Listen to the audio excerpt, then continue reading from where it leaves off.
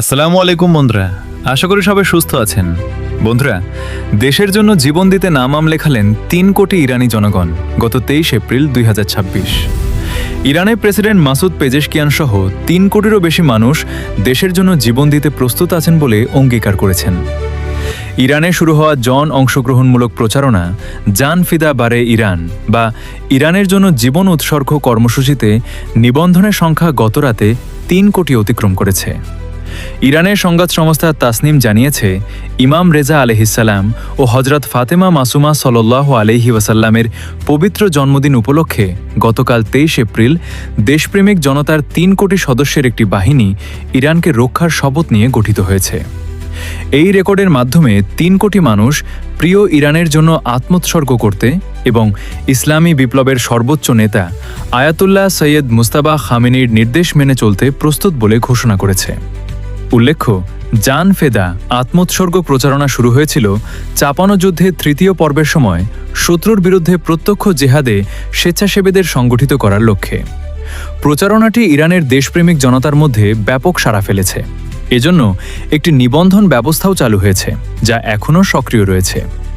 এই ব্যবস্থায় এখনও মানুষ নিবন্ধন করছেন, যার ফলে আজ অংশগ্রহণকারী সংখ্যা ৩,১,৪০,০০০-এ পৌঁছেছে। এই কর্মসূচির প্রতীকী গুরুত্ব আরও বেড়ে যায় যখন ইরানের প্রেসিডেন্ট মাসুদ পেজেশকিয়ান এতে নাম নিবন্ধন করেন। যুদ্ধে অংশ নিতে নাম লেখানোর পর প্রেসিডেন্ট পেজেশকিয়ান এক বক্তব্যে বলেন, গর্বিত ইরানিরা জীবন উৎসর্গ করতে নিবন্ধন করেছেন। আমিও আমার জীবন ইরানের জন্য উৎসর্গ করতে প্রস্তুত ছিলাম, আছি এবং থাকব।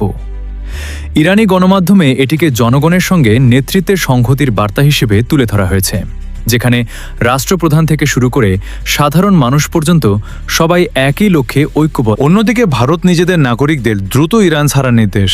ভারতের ইরানে অবস্থানরত সব ভারতীয়দের ইরান ছাড়ার আহ্বান জানিয়েছে ভারতের পররাষ্ট্র মন্ত্রণালয়।